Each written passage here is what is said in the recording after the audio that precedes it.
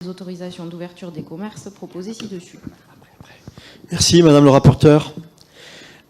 Qui a des questions à poser à Madame le rapporteur? Laurent Rouget. Qui? Laurent Rouget. Allez-y, micro là-bas, s'il vous plaît.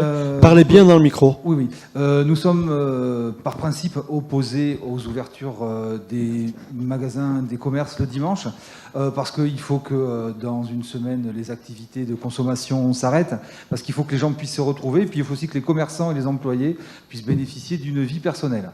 Néanmoins, nous connaissons la loi, d'une part. Néanmoins, nous savons aussi que... les commerçants, certains, ont besoin de ces jours-là, en particulier ceux de décembre. D'ailleurs, nous souhaiterions, si c'est possible, les rencontrer en commission pour travailler sur ces questions-là avec eux et être au courant des discussions qui ont été menées.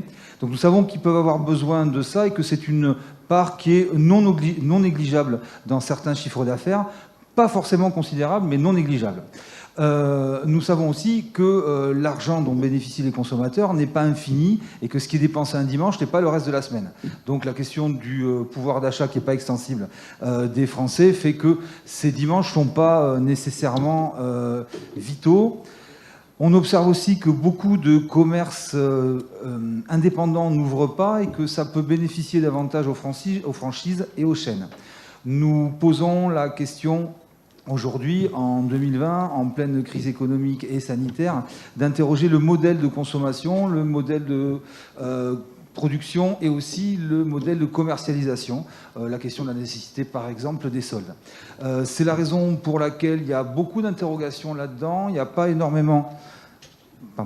énormément d'assurance que ces journées soient nécessaires. Les choses ont été discutées. Pour l'instant, nous nous abstenons et nous souhaitons participer à ces discussions-là les années suivantes. Merci. Merci de votre intervention. Bien évidemment, vous avez noté qu'il s'agit de possibilités d'ouverture qui sont octroyées aux commerçants, que ça concerne le mois de décembre 2021 et que d'ici là, j'espère que la situation que nous connaissons actuellement se sera rétablie, qu'on reviendra à la normale. Et les commerçants qui voudront ouvrir dans le respect de la loi que vous avez évoquée auront la possibilité de le faire en vertu de cette délibération qui a également été approuvée par la communauté d'agglomération. Y a-t-il d'autres questions? Alors je soumets donc cette proposition à votre approbation. Ceux qui désirent s'abstenir le manifestent en levant la main. Alors, 1, 2, 3, 4, 5. Est-ce qu'il y a des votes contre? Proposition adoptée. Merci, Monsieur Cavry. Est-ce qu'il y a des questions? Oui. Monsieur Charles. Merci, Monsieur le maire. Nous sommes un peu mal à l'aise avec cette délibération parce que on a l'impression qu'on nous rejoue la fable de on privatise les profits et on socialise les pertes. C'est-à-dire que quand tout va bien, on donne au privé, et puis quand ça va plus, et la collectivité met la main à la poche.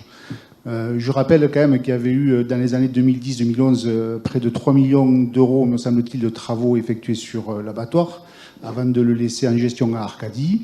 Donc Arcadie avait récupéré un outil qui était quand même performant.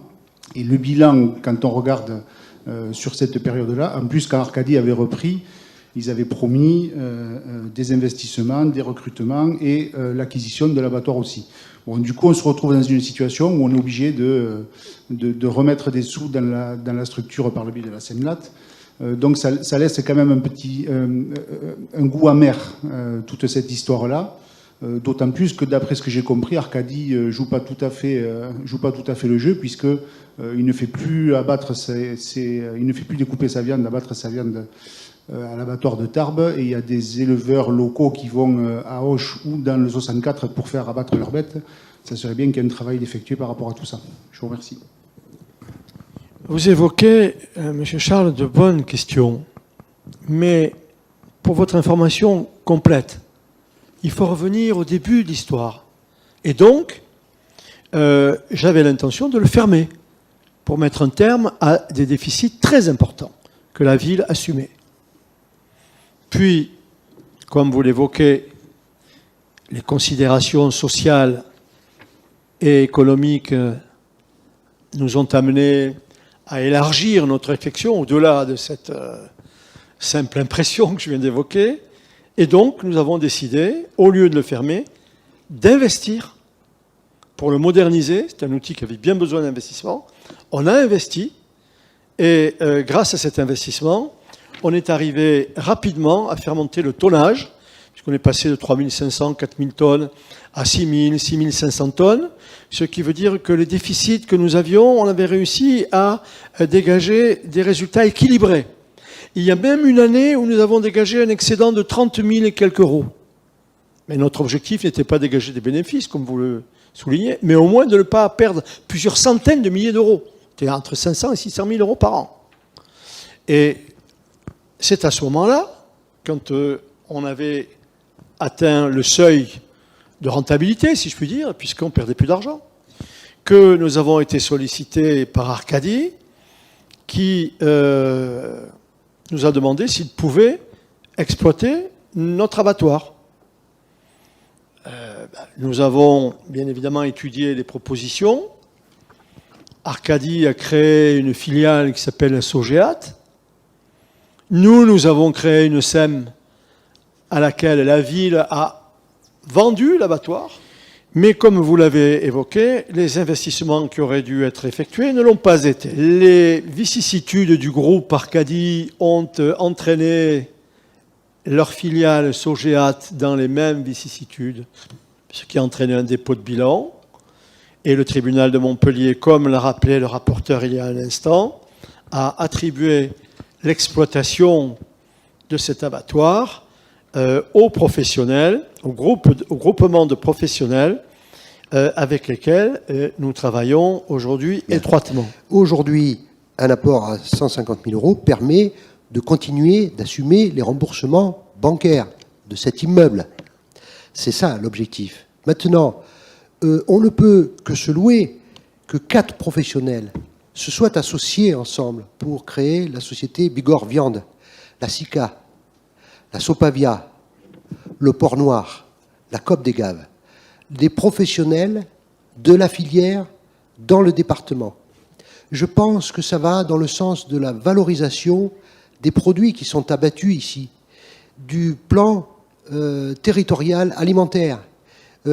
Ça va dans le sens aussi de l'impact écologique. Quand on voit qu'aujourd'hui, au moment où nous parlons, il y a des animaux qui sont transportés jusqu'en Vendée pour être abattus. Je pense qu'on ne peut qu'encourager ces professionnels Bigorre Viande.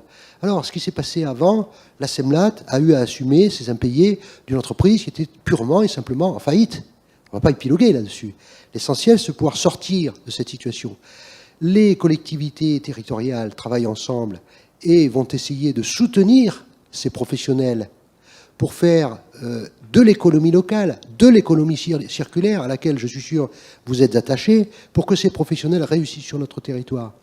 Alors, le projet, la sortie espérée, c'est qu'effectivement, Bigorre Viande, c'est-à-dire l'association de ces 4 entrepreneurs industriels de la viande, Bigorre Viande puisse acheter l'immeuble et le moderniser avec le soutien des collectivités et également avec le soutien de l'État, puisqu'ils répondent à un appel à projet dans le cadre du plan de relance. Je crois que ça vaut le coup, ça a du sens pour ce que nous voulons faire avec nos produits abattus dans le département. Merci, monsieur le rapporteur, merci Pascal. Bien évidemment, monsieur Charles, quand nous proposons à Bigorre Viande d'acquérir l'infrastructure, c'est dans les mêmes conditions que celles qui avaient été consenties à la Sogéat, c'est-à-dire à la valeur résiduelle des emprunts. Il vous est donc proposé d'octroyer à la régie Tarbes Expo Pyrénées-Congrès une participation exceptionnelle de 541 000 euros pour l'année 2020, étant précisé qu'un acompte de 150 000 euros a d'ores et déjà été versé suite à une délibération du conseil municipal du 17 juillet 2020, de sorte que le reste à financer s'élève aujourd'hui à la somme de 391 000 euros. Et le tableau joint à la délibération reprend les montants que je viens d'énoncer. Merci, monsieur le rapporteur. Qui souhaite intervenir sur ce sujet? Oui. Qui? Monsieur Cavaillès. Oui, merci, monsieur le maire. Le groupe Tarbes Citoyenne va voter pour cette délibération, cependant avec deux réserves que je souhaitais vous présenter. La première touche à la gestion passée du parc des expositions, qui est passé tour à tour de la mairie à la CCI, puis de la CCI à la mairie. Aujourd'hui, compte tenu des circonstances sanitaires, la participation financière de la mairie à la régie est nécessaire et nous la votons. Mais compte tenu des progrès de la vaccination, nous annonçons vouloir être vigilants pour l'avenir et souhaiter une reprise à minima partielle de l'activité avec toutes les conditions sanitaires exigées dès la fin du printemps. Merci beaucoup de votre intervention et merci de la décision que vous avez prise de voter cette délibération. Je me dois là aussi de revenir un peu et faire l'historique des choses. Et si je reviens bien avant l'évocation qui a été la vôtre, le parc était géré par une SEM. Quand la SEM est arrivée à son terme, eh bien, la ville a repris la propriété et l'exploitation du parc d'exposition, sur lequel, j'attire votre attention, nous avons investi plus de 10 millions d'euros. Le président de la Chambre de commerce et d'industrie, qui était mon premier adjoint à l'époque, nous a dit la CCI va construire le centre de congrès, mais pour qu'il y ait une cohérence dans la gestion de l'ensemble, le centre de congrès qui aurait été construit accolé au Parc Expo, nous demandons à la ville de nous concéder la gestion de l'ensemble du parc. Et ainsi, nous gérerions le parc et le centre de congrès, ce qui était une logique, ce qui a été fait. On a donc accordé la gestion du parc à la CCI, qui a organisé beaucoup de manifestations, des congrès, etc., comme il se doit. Et dans le même temps, elle a choisi un maître d'œuvre qui a présenté un projet tout à fait remarquable, que le président de la CCU est venu me présenter. J'ai dit, formidable, très bien. Donc le projet était prêt à être déposé pour obtenir le permis de construire. Quand un personnage politique bien connu du département a considéré qu'il y avait conflit d'intérêts entre le président de la CCI et le premier adjoint maire de Tarbes. Et que donc, il allait saisir les tribunaux. Moralité, qu'avons-nous fait? On a dit, très bien, puisque c'est comme ça, le président de la CCI, moi, il a dit, je ne veux pas d'histoire, je rends mon tablier et je laisse tomber. Et donc, la ville a repris la gestion du parc. Vous connaissez toute l'histoire. S'il y a d'autres questions, vous pouvez les poser. Pas d'autres questions? Je propose la délibération qui vient de vous être présentée à votre approbation. Quels sont ceux qui désirent s'abstenir, qui désirent voter contre? Elle est adoptée à l'unanimité. Merci à tous. En liquidation judiciaire, comme on l'a vu tout à l'heure dans le dossier 9 présenté par M. Claverie, donc il s'agit de la Sogéat pour 357 120 € et d'autres débiteurs pour 65 756,79 €. Donc l'ensemble total du montant provisionné à cet effet est porté actuellement à 466 388,21 €.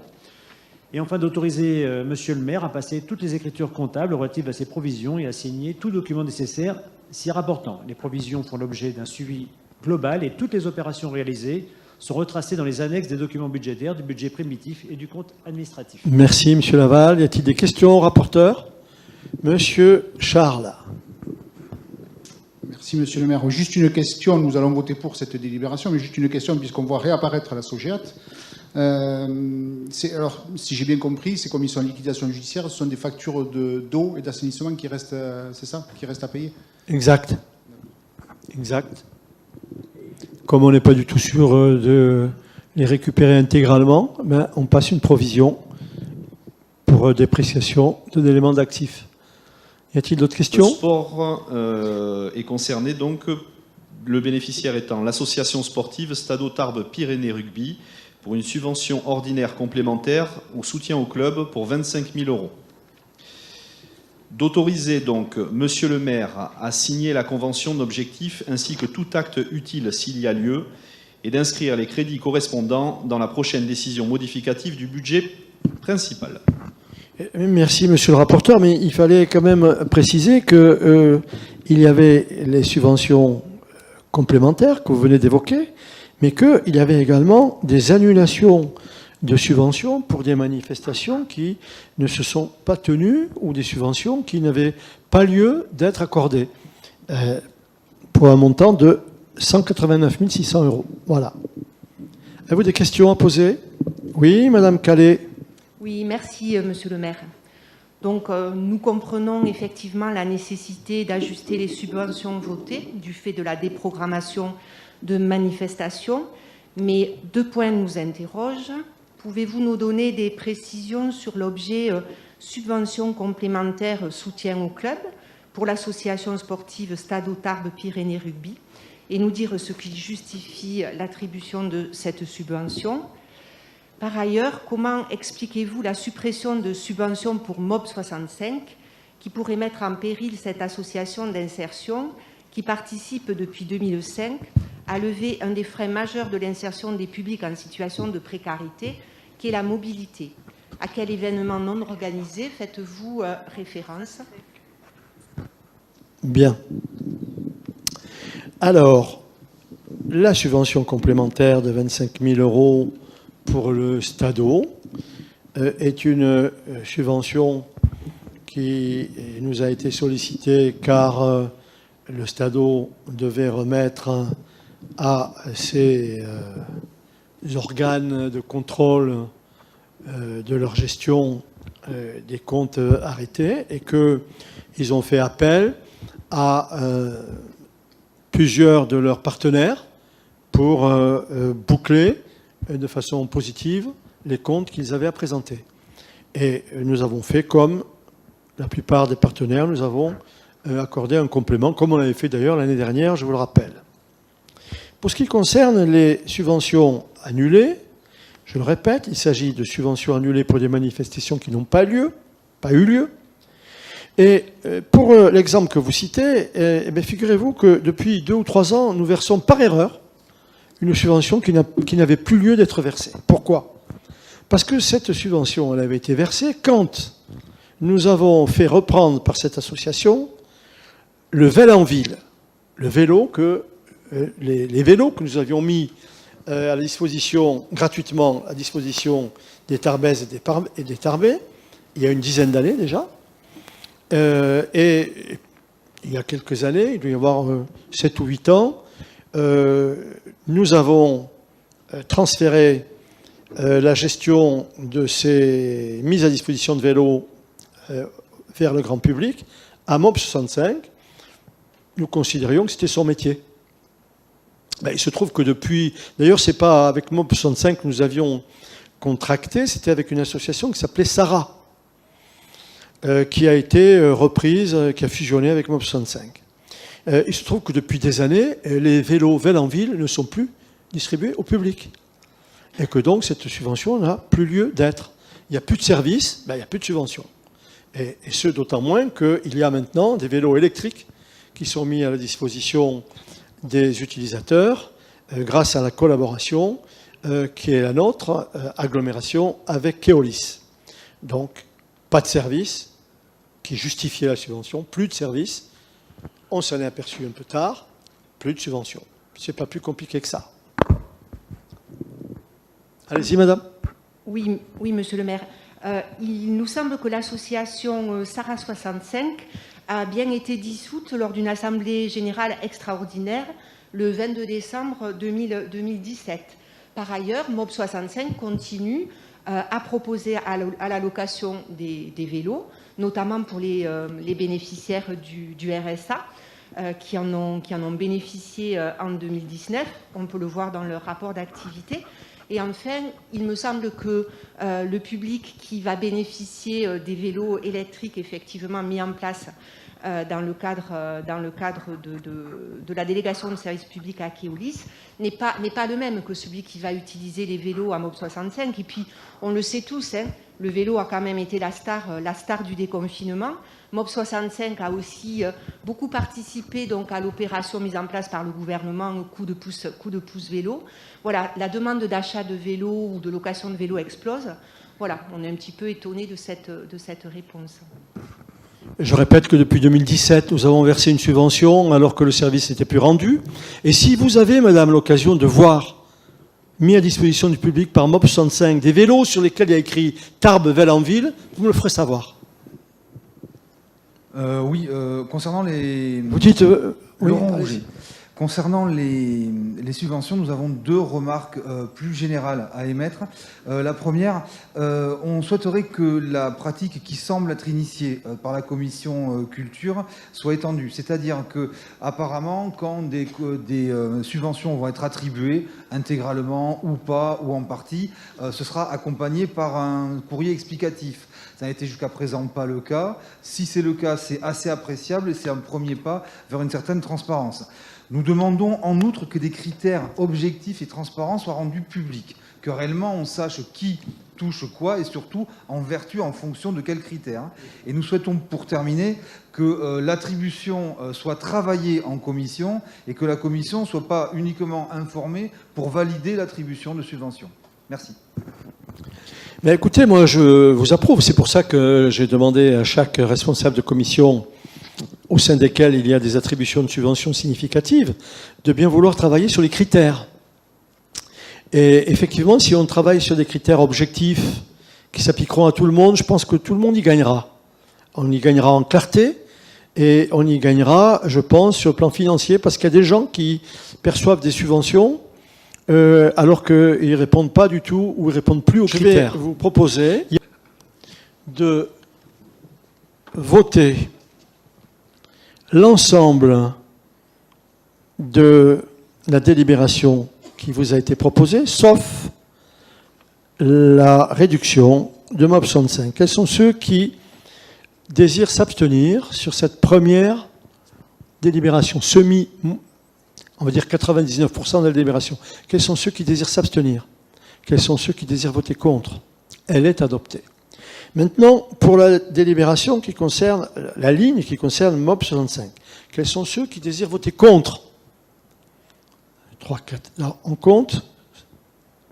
Normalement, ça doit faire 8. Combien ça fait?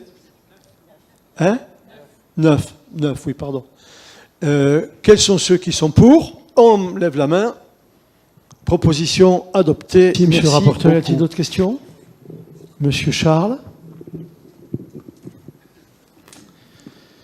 Merci, monsieur le maire. C'est une intervention que je fais au nom du groupe Tarbes Citoyenne Écologique et Solidaire et des 5 élus qui la composent. Bon, il se trouve que nous, dans notre groupe, nous n'avons pas de banquier, mais cela ne nous empêche pas d'avoir des idées, des propositions, comme n'importe quel citoyen tarbais d'ailleurs. Le débat autour des questions budgétaires revêt cette année un caractère inédit, puisqu'il se tient au milieu d'une crise sanitaire particulièrement longue et exceptionnelle. Cette crise sanitaire aura des conséquences sur les finances et l'économie du pays, mais aussi de nos territoires. Nous aurons aussi à faire face à des conséquences économiques et sociales catastrophiques, dont sans doute on ne mesure pas encore l'impact réel. 1 million de nos concitoyens sont passés sous le seuil de pauvreté, portant au chiffre hallucinant de 10 millions le nombre de personnes pauvres dans notre pays. Notre département est impacté. D'ailleurs, les chiffres publiés par l'INSEE font état d'une forte baisse de l'emploi des Hautes-Pyrénées, situant notre département parmi les plus impactés. Le conseil départemental a été contraint dans l'urgence d'octroyer 1 million d'euros supplémentaires pour le RSA. Les collectivités locales ont besoin de plus de moyens et le plan de relance national et européen devrait nous aider. Or, nous avons la conviction, paradoxalement, que c'est dans cette période inédite que le gouvernement fait de moins en moins confiance aux collectivités et ne permet pas un desserrement salutaire de l'étau budgétaire. Ce n'est pas nouveau, et voilà déjà quelques années que ce phénomène se produit. L'enveloppe de la DGF est gelée, la taxe d'habitation, ressource importante pour les collectivités, est supprimée petit à petit, et nous avons des craintes quant à la compensation promise par l'État. Les différentes baisses promises au niveau des contributions des entreprises fait planer des inquiétudes supplémentaires sur les finances des collectivités. Ces questions budgétaires s'accompagnent de questions sur la légitimité et la souveraineté des collectivités locales. Lorsqu'on remplace méthodiquement l'impôt par la dotation, et lorsqu'on prévoit dans un projet de loi que le préfet puisse intervenir dans une sorte de mise sous tutelle auprès des collectivités récalcitrantes, nos institutions sont directement menacées. Malgré toutes ces contraintes nationales, nous constatons que les municipalités gardent dans leurs orientations budgétaires une marge de manœuvre importante qui doit leur permettre de faire face à la crise et de soutenir ses concitoyens. Car il nous semble que l'objectif principal se situe bien ici. Nous devrions agir comme un véritable bouclier social pour atténuer les effets de la crise et des politiques libérales du gouvernement actuel pour protéger nos concitoyens. Nous n'entrerons pas ici dans les détails des orientations budgétaires, mais les grandes lignes suffisent à nous montrer que ce ne sera pas le cas.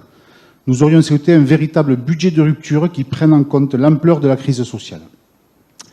Le budget du CCAS doit être augmenté significativement pour aller vers les plus démunis et leur apporter toutes les aides possibles et nécessaires. Une réponse concertée, efficiente, doit être construite avec les citoyens et les associations qui œuvrent tous les jours dans ce domaine, auxquels il est nécessaire d'apporter un soutien conséquent. Des pannes de gratuité doivent apparaître pour soutenir les familles dans leur quotidien, au niveau de l'école, de la culture, des transports, de l'alimentation. Les services publics doivent être développés et soutenus, et en premier lieu, le service public municipal, pour lequel nous devrions lutter contre la précarité, alors que celle-ci ne cesse d'augmenter. Nous devrions, dans le même état d'esprit, embaucher dans les secteurs techniques, pour ne plus externaliser un certain nombre de missions qui, au final, s'avèrent plus coûteuses et moins efficaces. Nous aurons l'occasion de détailler et de porter ces mesures et bien d'autres lors du vote effectif du budget. Enfin, 12 associations de jeunes, dont l'UNEF et la FAGE, interpellent les maires de France à l'occasion des 5 ans de l'accord de Paris conclu le 12 décembre 2015.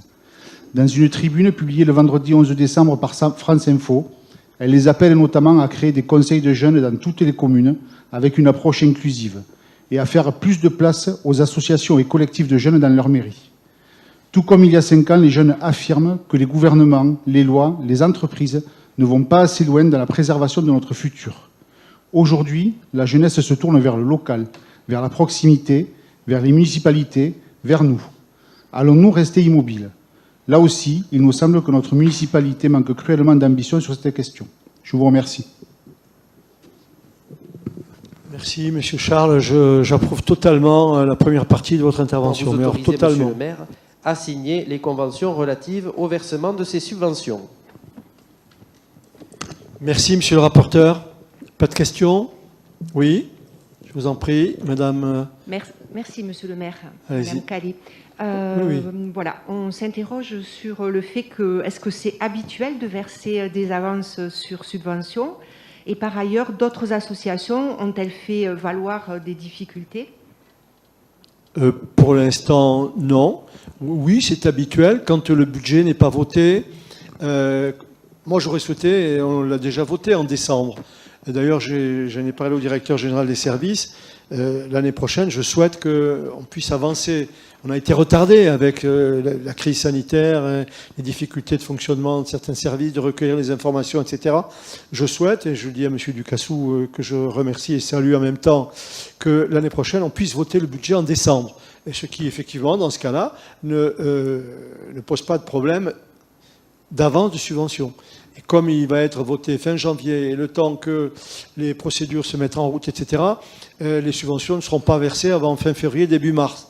Voilà pourquoi il y a eu ces demandes que nous avons accueillies favorablement. Communal d'action sociale.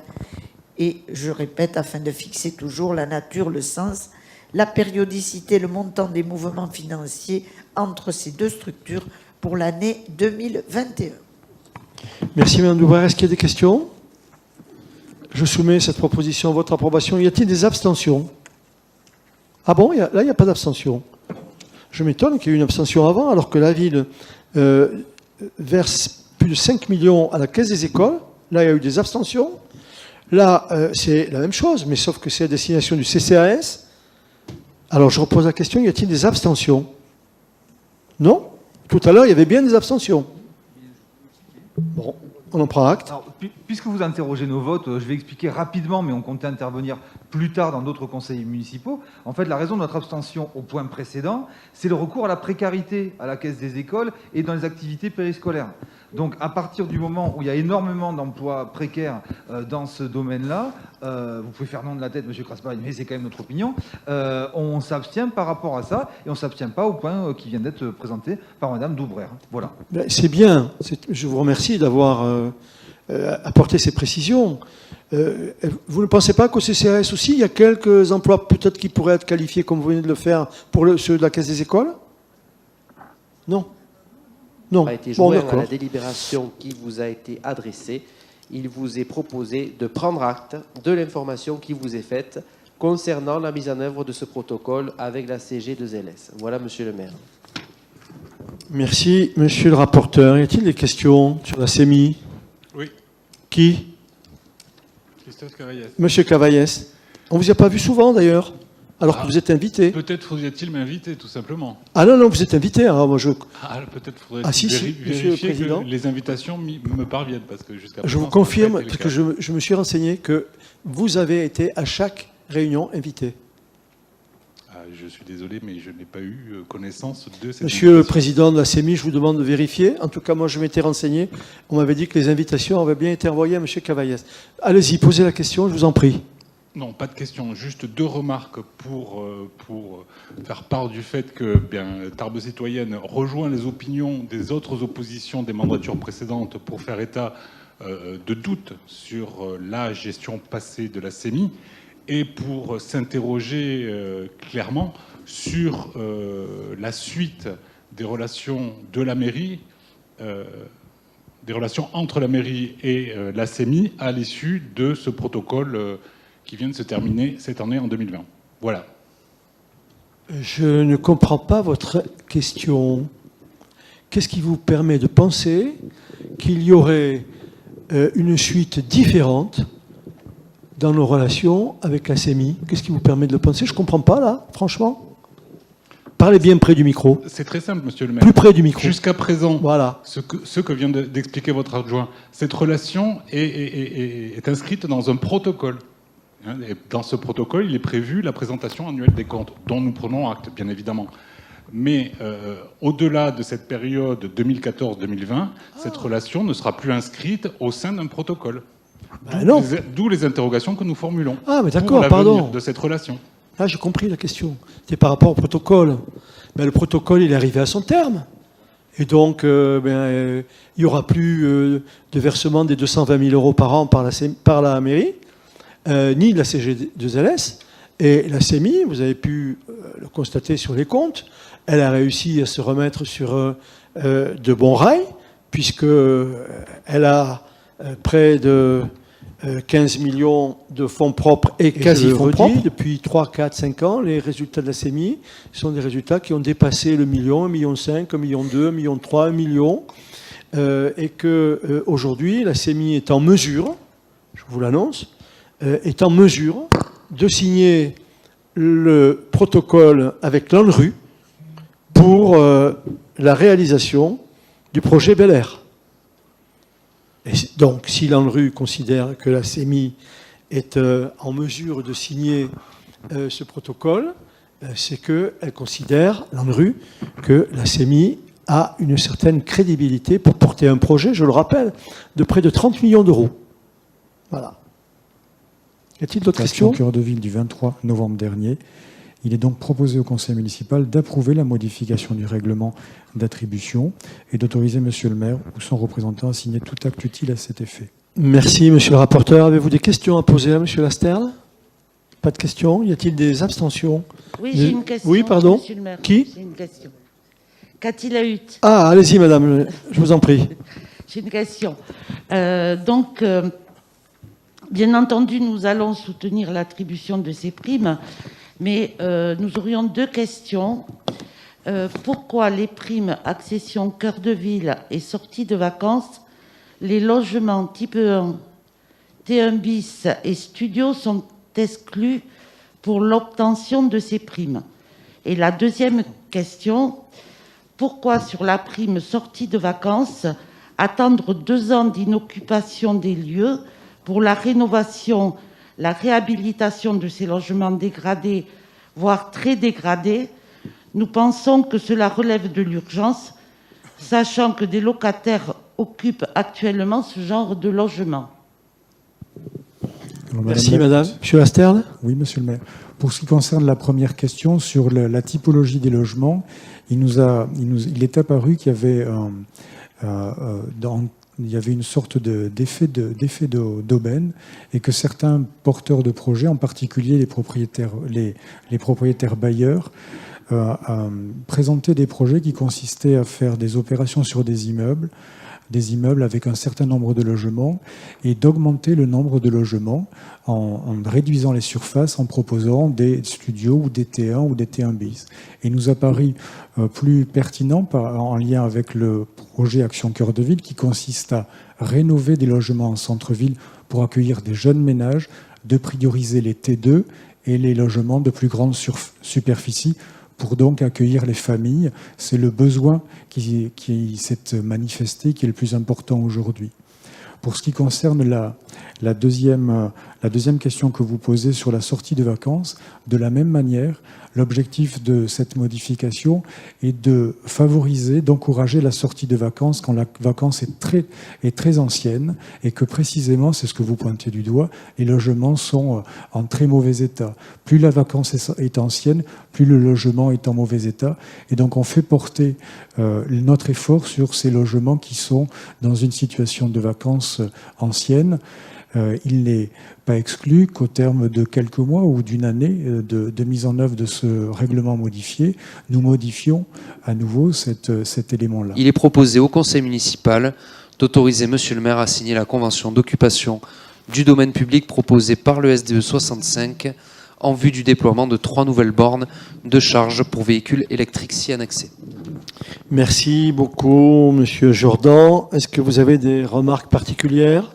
Oui, je vous en prie. Ici, Laurent Rouget. Une remarque. Nous allons voter en faveur de cette décision. En revanche, on voudrait souligner que les voitures électriques ne constituent pas une panacée, parce que la question, les batteries utilisent des métaux rares qui posent problème dans la extraction.